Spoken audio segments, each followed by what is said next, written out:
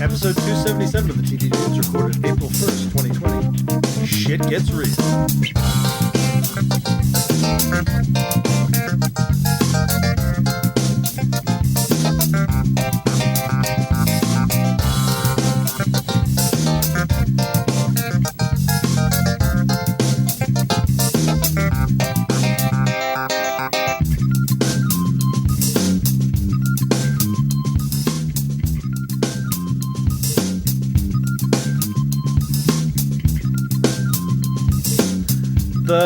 The world has gotten pretty real lately, y'all. There's like a full-on pandemic that's forcing us inside. We haven't seen each other in a couple of weeks. You can tell by our audio quality. Yes, we're all recording from our homes. But it has given us some time to watch some TV, and we are confronting reality with a twist as we watch some reality shows. So this time out, we're going to be talking about Desert Flippers on HGTV. And the talk of the pandemic TV season, King Tiger on Netflix. We also got some old business. Tiger King. Tiger King. Oh yeah. Is it Tiger King? Or is it King Tiger? It's Tiger King, right? Yeah. Tiger King. Yeah. And then we're going to talk. We're going to catch up some old business. We're going to talk about the ending of Star Trek Picard. We're going to talk about Interrogation, all those on CBS All Access, and we're going to catch up on Dave on FX, which I think we're all digging pretty hard. Yeah. Oh, big time, big time. Before we get into all that, though, we are the TV Dudes. I'm Randy. I'm Kyle. I'm Les. And we do this thing. We have a Patreon where you guys can send us $1 an episode, and you get some bonus episodes. This week there's a bracket fight between Nicolas Cage and Gary Oldman. You can check that out. You get bonus content. You also help us keep us in our streaming services, which CBS All Access is probably going away for a little bit, but we're going to slip in the DC app and check out Harley Quinn and Titan Season 2 and the remainder of Young Justice. Yeah. So we got to keep on our streaming services. And sometimes, $1 an episode is great. You can also, if you're so inclined, we have a higher tier where you can send us $20 and you can throw a show of your choice into our mix. And Charles Armstrong has done just that. I apologize, Charles. I didn't catch this until just recently. Stuff's been going on. But in the early days of March, which now seems like a year ago, he had thrown in the $20 level because he would like us to watch the first 10 episodes of JoJo's Bizarre Adventures on Hulu. And we are on it. And we're on it. I'm about 7 episodes in. That shit is pretty wild. We're going to be getting to it soon, Charles. Thank you for your support. Thank you. And we're going to be watching anime, which is Les and I love anime. We love it so much. So I'm gonna just lay this challenge out for us to ourselves right now. I am not an anime fan, and I am going to absolutely strive to discuss this show and spend. I think we should clock ourselves and keep it to under 3 minutes of general grinching about the genre of anime. I think that's fair. That's probably a good idea. Yeah. It's difficult. It's the same kind of rule we try to we try to keep in place for things like Agents of S.H.I.E.L.D. when we have to watch that, and it's very difficult to restrain the general complaining. Yeah. But I think we should. I'm saying that on the record. We're gonna set a clock to it. We're gonna make it fun, and then we're just gonna be done talking about anime, and we're just gonna talk about how we feel about this show. Yes, I agree. I think that's a good call. I'm on board for this challenge. I like Vampire Hunter D. So if this is anything like that, I remember high school. We're in business. There are vampires, so there is that. Tetsuo. Let's talk some old business. Let's talk about some stuff that's maybe not currently hitting the airwaves, although very soon everything's going to be old business. Kyle, you had been checking out this Interrogation on CBS All Access. Yeah, I have got to tell you guys about this show. Have you heard anything about this yet? I know you can watch it out of sequence, right? Well, literally all I know about it is that it is advertised near-ish of Picard. Yeah, no, they definitely, I was seeing stuff as I was turning the app on and off, like, oh, check this out next. It's right up my wife's alley. She loves this type of thing. And it's actually, as we're going through, we realize it's true crime, too. So, I'm like, oh, it's like ticking all these boxes. But yeah, then there's this big gimmick. At the beginning of every show, it's like you're watching Devs. They get that ambient sound playing in the background where it's like, wah, wah, wah, wah, wah, wah. And it's like, dun, dun, dun. You know, like some of the piano plays, like some Massive Attack or something. And they're like, you know, sometimes in cold cases, you know, they don't get solved in order.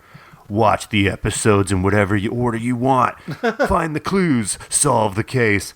And then all that stops, and the catchiest pop song starts playing. It's just like bump, bump, bump, yeah. Duh. And it even breaks into like a na, na, na, na, na, na, na, na, na. It is the most like tonally off beginning to any show I have ever seen before. It like makes you want to shit your pants. You're so scared. And then it starts playing this pop music. It's wild, but just kind of briefly, the story in 1982, there's a kid, and I am the worst with names, so I'm not even going to try here, but there's a kid who, you know, he calls 911, somebody's broke in, attacked my mom, they've stabbed her, she's bleeding, da-da-da. Cops get there, the mom, you know, she's dead. They take the kid in, the kid is arrested for the murder. And, you know, you get to see an interrogation. Like, that's what I was thinking. It was going to be all about interrogations. Like, no, there's, like, a couple, but it's not really... It should be called Cold Case or something like that. It's probably already... So there already was a show called called Cold Case, yeah. Yeah. But, you know, that would probably be a more apt title. But what's awesome, it's got Peter Sarsgaard in here, and he is badass. Like... He's kind of the guy who interrogates him, and, you know, you're like, oh, he's nice. He's on my side. You know, he wants to help me find the killer of my mom. And then he just goes, everything you just said is full of shit. So, want to try the truth? And you're like, damn. But yeah, they put this kid away, and then it says, you know, watch these episodes in whatever order you want. So we do that. So we go, I think the first one, actually, first we watched episode 2. So we went initially because who's Kingpin on Netflix? Vincent Daredevil? D'Onofrio. That's who I really thought was the star of this. Oh, but yeah. God, this cast is amazing. Vincent D'Onofrio. So he plays years later. So I think fast forward now, 2004, he plays Internal Affairs. And they're going to go after Peter Sarsgaard because of some things he may or may have not done in the case. And all of those story elements, if you don't watch it sequentially, they're like hidden throughout the episodes. But you kind of get set up that he's the investigator. Well, then we go episode, like, penultimate, the one right before the last one. And it was really interesting. Like, something at the end of that one tied into that one. It's like, whoa, that fit up kind of weird. Like, maybe it's more than a gimmick. Maybe they actually have something where, like, the stories all connect. And then we did another one, and the same thing happened. The end of our episode went right into that episode. And for about 3 or 4 episodes, I'm like, whoa, like... How are they doing this? This just seems so crazy that the story would fit. But then you get halfway through the season and it totally falls to shit because then you already know what's going to happen. So you're watching the show and it's like, okay, I'm getting more details here, but I already know like this is going to happen, that's going to happen. Like in a show like this, they would usually have the conclusion be like a trial and you're waiting to find out, does the guy get off or does he stay in jail? Well, you find that out like in episode 6 and in the reverse, in the weird chronology, like we ended up watching that as episode 3. So then like all the other episodes around that, I don't know, you already know what's going to happen. So, and the worst thing about that is this show is actually really good. Like every episode keeps you engaged and you want to know what's going on, but after you get halfway through, the fact that you're not watching them in any type of order, the fact that they didn't go through the extra work and actually put them in order, which who knows if we would have watched it without the gimmick, or Vincent D'Onofrio, which that was also Shannon was like, where's he at? After we watched the first episode. It's like, we got to watch one more. So can you watch this in order? Do they tell you the order or is it just like, here's some random episodes? Oh, get this. There probably is an order. It's not the order they have them in, though. That's so dumb. Like, if we would have watched them in just the normal order, we would have been just as jacked. Like, if anything, I can tell you, watch them 1, 2, 9, 4. Like, all those went in order perfect for us. But Yeah, no. And then when you get to the series finale, they do something kind of interesting. You know, I don't want to get into spoilers, but they give context to it that blurs everything, you know?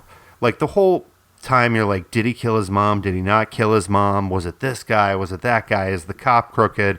But then you get to the end and you're like, oh, maybe it was like Fargo. Maybe it was like he knew the guy who did it, or he was involved in this way. And, you know, maybe because of what he did, he deserved to be in jail. And yeah, it really, you end up watching that last episode going, oh, okay, I don't really care if he's innocent or not.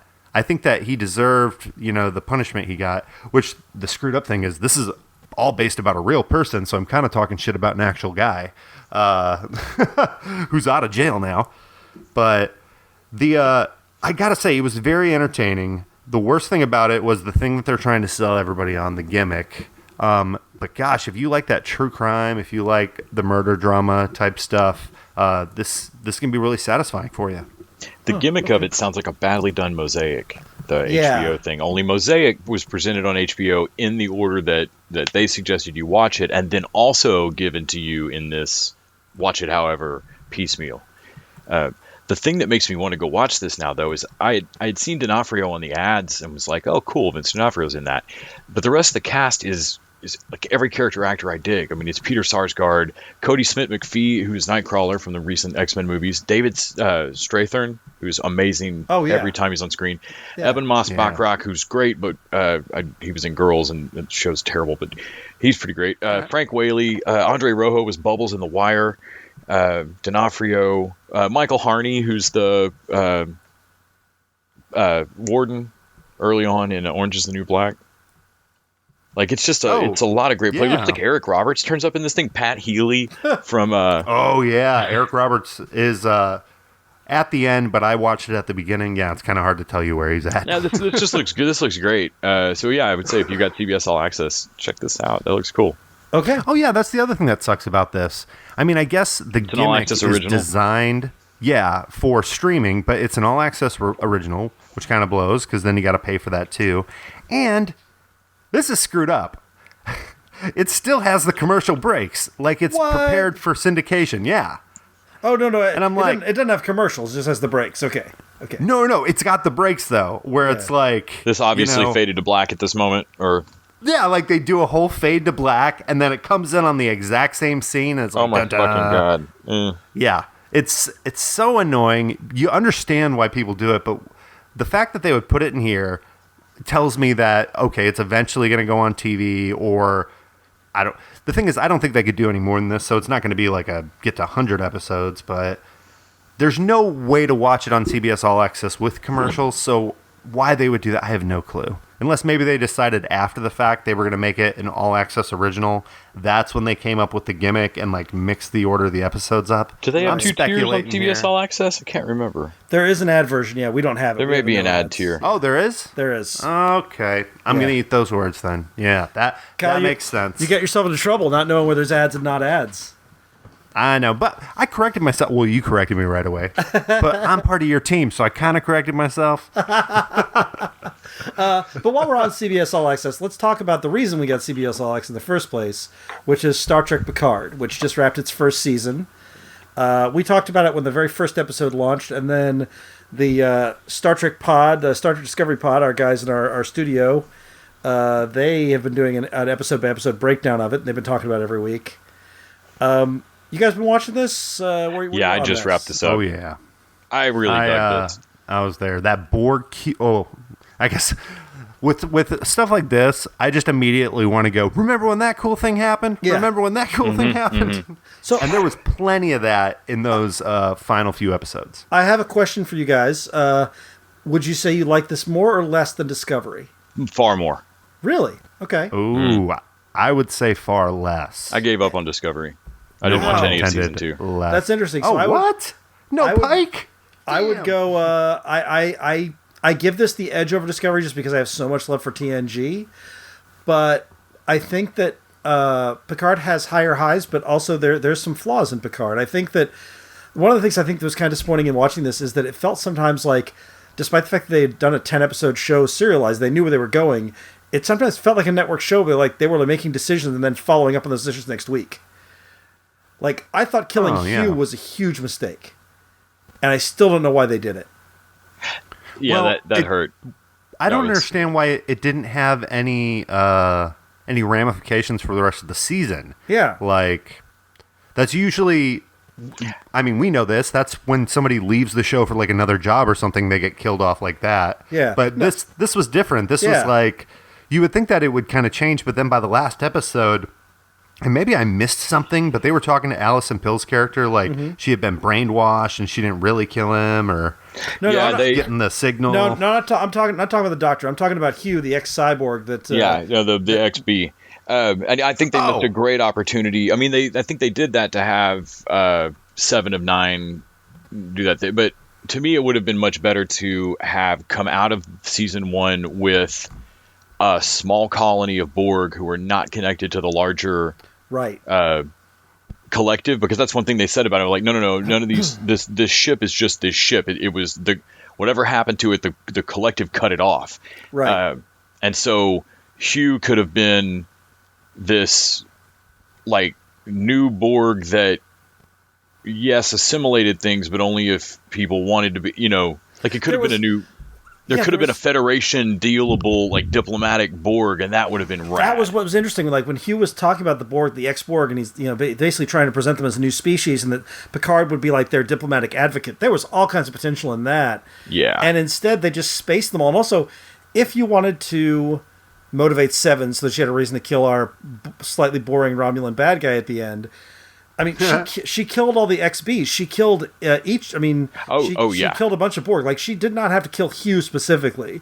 It felt like a waste of a really good character. It could have been Hugh running the, taking over as the Queen, basically. Yeah. And then if you still wanted to have her vent all the XBs like that, or the majority of them, so that maybe Hugh's only got a dozen Borg.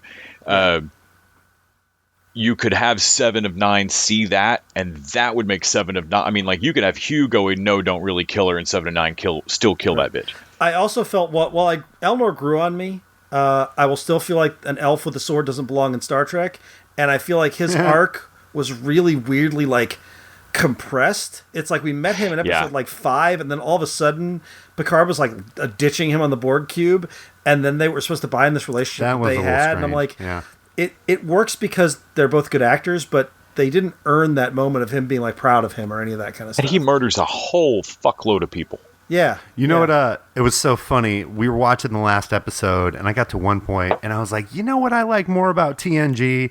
I don't feel like there's any good cosplay in this show. And then he popped out, and I was like, all right, never mind. Yeah.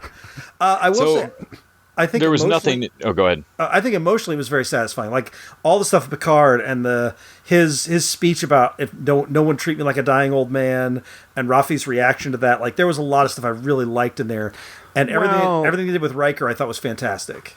Yeah, I loved, especially Riker as a badass at the end. Yeah, it was great. There was nothing. Oh, go ahead. Oh no, you're fine. I was just gonna say all that stuff with Picard. All right. Yeah.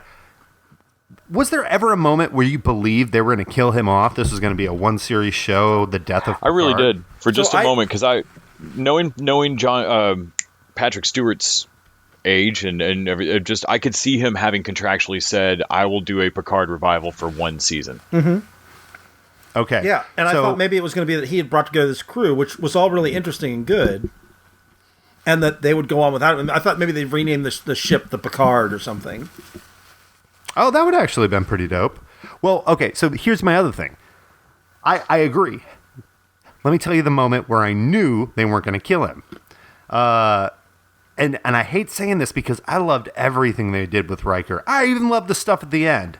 And it's funny because when he came on screen, this gripe I'm about to make, I looked over at Chin and I was like, okay, I take it back. But no lie, there was a part where I go, if Starfleet shows up to save the day right now, I'm turning the TV off. And then it was like, boo, boo, boo, boo, boo, boo, boo, boo, boo. Like all the ships warped in. No, of course they'd laid in all that work that Starfleet was on the way. Of course they were going to show up. Yeah, and we've never seen that in Star Trek before. Good thing they broke it. My only real disappointment was when that Borg cube showed up. It just kind of crashed through the atmosphere and was done. Wait, you thought that was disappointing? Yeah, I thought they were going to bring that Borg cube back online to fight the Romulans. I was surprised. I really thought, and when they ditched all the XB, that hope went way down. But then when it warped in real quick, I was like, oh shit! And then the flower hit the corner of it, and it crashed into the atmosphere. And like a couple of minutes later, that was dope though. Have you ever seen something bring down a Borg ship like that? That was great. I just wanted it to take longer or be a fight. I don't know. It was weird. It was underwhelming in a way I didn't expect. Yeah, I agree. I think that I would have liked to have seen them go back up. I thought that's what they were building to, and I was a little disappointed they didn't do that. Man, but I gotta say though, I also wanted more interaction between an entire planet of cyborgs being more interested in what the fuck just showed up. Like, I would think that the not cyborgs, of artificial life. Yeah. I wanted some more like, oh shit, the Borg. I mean, I would think they would need to be pants-shittingly terrified of the Borg. Yeah, they were definitely going for that with the whole, like, we got to do anything to protect ourselves. Wouldn't the Borg love to get a hold of the space snakes from beyond time? Yeah, right. Let me ask you a question. What do you guys think about Brett Spiner? I liked him and what in they this. ended up doing with him at the end. I thought he did great. I really enjoyed him, and I thought having Data basically ask Picard to... A lot of people have said, and I haven't seen Nemesis, but a lot of people have said that the Data's death in Nemesis was kind of cheap and not well done, and it's kind of a shame the character went out that way. And I thought that one of the accomplishments of Picard was to basically recontextualize that death, and then have it be a thing where basically it's a thing where he asked Picard to turn him off. And I think that is a better death for the character. Yeah, I agree. That was a cool death. I also I like the idea that Brett Spiner can still be on the show. And I realized when you saw him in the last episode playing the other character, that Data has a lot of makeup now. That's probably not a comfortable experience getting all decked out to look like that. So I do want to say overall, I really like, these are nitpicks. I thought this was a great season of TV. I love the La Sirena, the ship. I love the cast. I'm super excited to see them do a season 2 and see now they've got the cast together, like what they do with it. I love seeing post Next Generation stories. Yeah, I really dug this. There was nothing as dumb as the spore drive or the tardigrade. Hey, you leave the tardigrade alone. Yeah. Oh yeah, I mean, you know it's a tardigrade because it says TG on the computer. No, with Picard, I think they need to bring in more of those TNG actors. I also think the Riker character could probably be involved much more. I felt like he ate up the scenery every time he was on screen. Yeah, more of that character. All right, so let's jump over to another show on FX on Hulu with no commercials. Dave. Thanks again for that. I think mostly we talked about Dave before, but I think mostly Kyle and I were wanting to talk or bring it up just because folks should catch up with this. I on the third episode in, I was thinking this is going to be, oh man, this is like The League. This is really funny, and I can see the style of humor. Yeah, or maybe like I was getting Wilford vibes, like a comedy, but not like the next level. And then not like your Atlantas and stuff like that. Fifth episode, I believe. Yeah, fifth episode is the backstory of Gata, who is his friend or helper or whatever that you think knows the game and is helping Dave out. And if you're not familiar with the show, Gata is very much the comic relief. I mean, everybody is got a comedic tone, but like he is over the top comic relief at times. Gata's he's not unlike Lakeith Stanfield's character in Atlanta. He's this sort of slightly off guy who's he's not laid back like Lakeith Stanfield's character, but he is like sort of hyperactive and weird and kind of the Kramer in a lot of ways. If this was the worst show, he'd have a catchphrase. He's that type of character. He would get audience applause whenever he showed up. Yeah, for sure. But yeah, this episode creates a story that explains all of that behavior and why a person would act like pretty much comic relief, Yeah. And I feel like the name of the episode is so brilliant. It's Hype Man. Mm-hmm. And I mean, it's got so many meanings because it's one, we find out that he used to be a hype man, and the episode's all about now Dave wants him to be his hype man. But we also find out he's bipolar and that he goes through these episodes where he's literally hyped up. Yeah. And it's all about him dealing, like, how am I going to treat that, you know? Like, what happens if I don't take the drugs? What happens if I take the drugs? You know, who can I be around?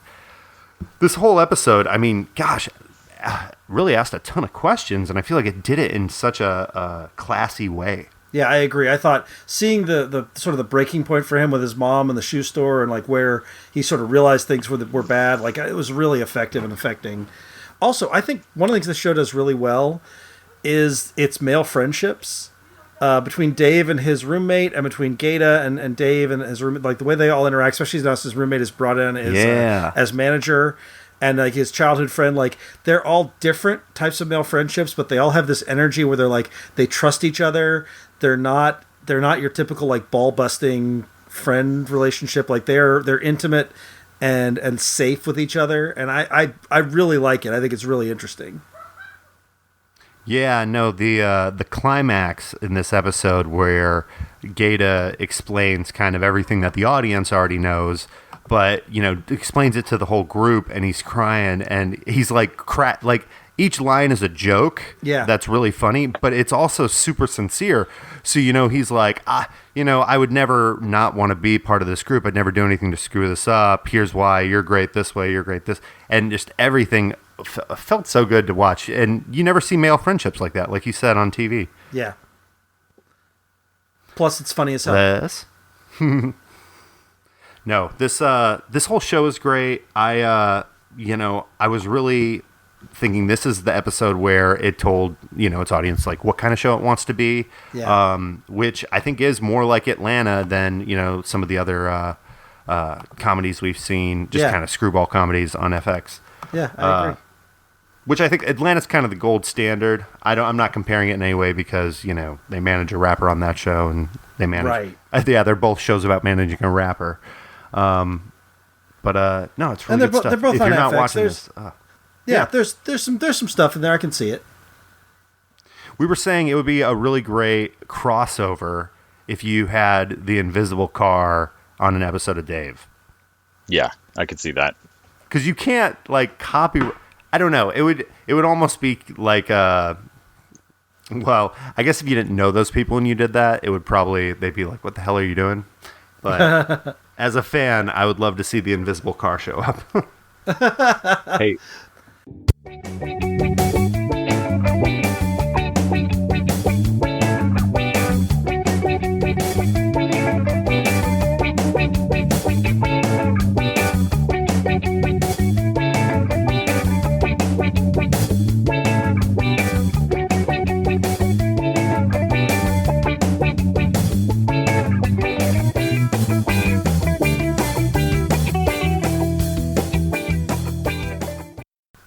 Go ahead, yeah, we're just going to touch on Desert Flippers over on HGTV. Guys, I feel bad making you talk about this. No. Well, you're not, because I know literally nothing about Desert Flippers. Kyle, I need an estimate from you on how much HGTV you watch in a week in hours. You know what's bad? I binge HGTV. Like, we'll find a show that we like, and we'll just watch that show over and over again. It's mostly backyard landscaping design and like pool shows. Like there's this Mario Lopez greatest pool ever, where he like surprises families with new pools in their backyard and stuff. Sure. Yeah. But no, this anybody who's familiar with the HGTV, which, you know, it's a forbidden fruit, you know, it's not for everybody. I'm imagining a lot of our listeners are probably not HGTV bros. But there is this breakout hit that we know down here called, oh my gosh, why am I forgetting the name? It's not the show we're talking about. The one from Waco with Chip and Joanna Gates. Fixer Property Upper. Brothers. Fixer Upper. No, Fixer Upper. I don't know what it is. Is that it? Yeah, Fixer Upper. They've got billboards if you're driving through Waco. Oh, yeah. So we live really close to this town, Waco. It's probably like an hour or less. And this HGTV show started there called Fixer Upper, and it's revolves around this couple, Chip and Joanna, and they are just like the ideal couple. Like, you watch them work on these homes, and you're like, I want to be friends with them. I want my marriage to be like that, you know? Like, I want to have that relationship with my kids. Like, they have someone, like, the guy's joking around, the girl's, like, not taking any shit, and you're just like, this is great. And now they like sell their stuff in Target, and you go into Waco and like Leicester, they got billboards, they've got shops there. You can buy all their custom goods. And I think last year they said they did their final season of that show, Fixer Upper. And HGTV went and found this other couple in California, and they're like the exact same thing, but like the California version of Fixer Upper. This like ideal couple where the guy's like joking around, you want to be like his best friend, like the girl's like, you know, all business, you know, getting shit done. They got this great family unit. Every house has a pool. That's why I like watching it. And yeah, it's essentially the episode goes, you start, they're looking for houses, you know, they find one or two, they go through it, each one's stinky, it's all nasty, and they're like, can we flip it? You pick a house, come back after the commercial break, then they start flipping on the house, and it's like, oh, this is going to go great. And then it's like, uh-oh, there's a leak. This isn't going to go great. So it's like, will things work out? Then you come back after the commercial, and it's like, oh, they're going to work out. We just had to change it a bit. And then there's the big reveal, which I got to say, sometimes, guys, I just fast forward to that part. If I see a cool house or something. Like, come on, move the bus. Come on. Yeah. Especially with some of the other shows on HGTV, I'm like, this is DVR age. I gotta see what this house looks like.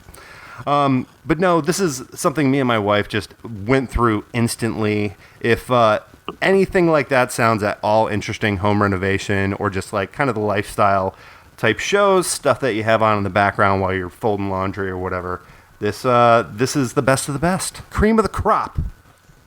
Thank you for letting me talk about it, guys. All right. And as Monty Python used to say, now for something completely different. So let's talk about Tiger King. The thing everybody is talking about right now. I couldn't believe we haven't done this episode already, like 2 weeks ago. I mean, there's 100 different memes on my Facebook page right now about Tiger King. Oh, yeah. It is blown up. So this is, well, I mean, as everybody knows at this point, Tiger King is the story of Joe Exotic, who you may remember from John Oliver covering his 2016 presidential run. He does tornado charity crap. He makes the news all over southern Oklahoma, northeast Texas for owning 180 tigers. He is just your average gay, redneck, polyamorous zoo owner. Meth head. And he's got a judgment against him from some bitch in Florida. Oh my God. And so there are everybody keeps pointing out there are no winners. The tigers are the only decent characters on this show. Everybody his husbands are maybe the best people on this show. The closest thing to a protagonist is the guy they base Scarface on, who also owned tigers. Which is crazy because he's at least like, no man, I got arrested and did my time. I definitely I didn't cut a dude up, but what am I going to say? I wasn't there. Yeah, I like that dude. Oh shit, that dude. Dude okay. was fun. So yeah. No, I think the girl who got her arm ripped off and was like, "Oh, I don't want the animal rights activist to get on me." The guy, Saf, actually is the trans man. They misgender throughout the entire show. Well, no, they never. They do it. They misgender the entire thing. Like if you don't do some extra reading on it, like they apparently Joe Exotic's the worst about misgendering Saf. Yeah. And Saf is clearly the best on the planet for giving people shit because showed back up to work the next day with the arm missing. Yeah. Yeah. I mean, then again, all of your medical is probably tied to your job if you have medical at all. You got to show back up to work for Joe. Man, that is the carny life right there. But yeah, it is. It's like amputated. It's a showman's life right there. Like Joe Exotic is bad enough. He's clearly sort of pressuring these straight dudes into marrying him. He's got a meth addiction. He's got a serious love of gun. But is it Artle or Antle? Antle. Doc Antle. Who's grooming preteen girls to then become his sex slaves and free volunteers. Oh my God! If I met this guy when I was 17, Carol's using free. Carol's better because she doesn't learn their names, and so she's not like directly a sexual and she predator doesn't sleep with them. Yeah. Yes. Yeah. But she's still just like slave working these people for nothing in cockroach. I mean, it's still super gross. Stay there all the time places. And also, and Carol definitely killed her husband. And she definitely killed her husband. And she's making money on all this. She's trying to pretend that she doesn't But Big Cat Rescue is making money. She's just the only one slick enough to form a nonprofit and go and bitch about it to Congress. The rest of them just can't craft their message well enough. Yeah. But she's very much like, oh no, mine's fine. I'm going to ban private ownership, but mine aren't private ownership. I've made my house a nonprofit. But then they bring in the guy and his lover and their weird polyamorous thing, and it's like there are like 4 different examples of polyamorous in here, and they're all the worst. They're all like the worst kind of things. Everything in here is the worst. Yes, like it's just astonishing. Like at the end of the first episode, I thought it was similar to McMillions. I thought that this was a documentary movie that I was sitting down for, like an hour and 40 minutes, right? Yeah. So at the end of the first episode, I was like, huh, yeah, that was about what I thought that would be. And then I realized, fuck, this is episode 1 of several. Yeah. What could they possibly talk about? And by the end of episode 2, I realized that every single person involved with live cats that they had even shown in the background was every bit as shitty as Joe Exotic. Yeah. All of them. But they weren't as flashy. And then they showed the pushpin map of everywhere they think he sold a tiger cub. And Florida is just a solid mass of pushpins. Like if you go to the barbecue joint and they've got the pushpins up of like, we've been on, trails and eats and feeding basket and whatever, and put your pin in. And like, it was one of those. And these cubs are going for less than $2. Seriously, how is this a thing? How many live animals are just throughout the I've had a redneck growing up in Northeast Texas out at the deer lease with my family, and had a guy like from the property next door, like an acre view over. Right. Adjacent. Take my dad and I over to his trailer. We couldn't go into the trailer, single wide trailer with a live full grown bobcat inside. Jesus. And this thing's just staring at us through this window that was way too thin. And I'm so like, Joe Exotic is definitely the kind of redneck that I was like, Can I tell you? No, Can I tell you guys my tiger theory? Like what explains why all these people do this crazy crap, whether it's the people taking advantage of folks or the folks being taken advantage of. I think these tigers are hypnotic creatures. All right, and I have 3 quick arguments. 1, crazy cat lady. You guys have heard this. Like sometimes if the smell of cat urine is said to like make somebody go crazy. Toxoplasmosis. Yeah. All right. Now you got tiger pee. Rest that case 1. Case 2, the stripes. Very hypnotic. All right. Case 3, you know how like you have a cat purr on your chest that's very relaxing? Mm-hmm. Now imagine it's a 900-pound cat like leaning up against you. These are like hypnotic machines, and they're making these people go crazy. They'll do anything to just be close to one of these beta tigers. waves or some shit. Yeah, it has to be, man. I sat too close to the TV, and I'm telling you, I'm ready to join a tiger cult. Like, I was like, I get it, like where to sign up. There is no part of me that wanted to join a tiger cult after watching this guy. You sat way too close to your TV. You were hypnotized.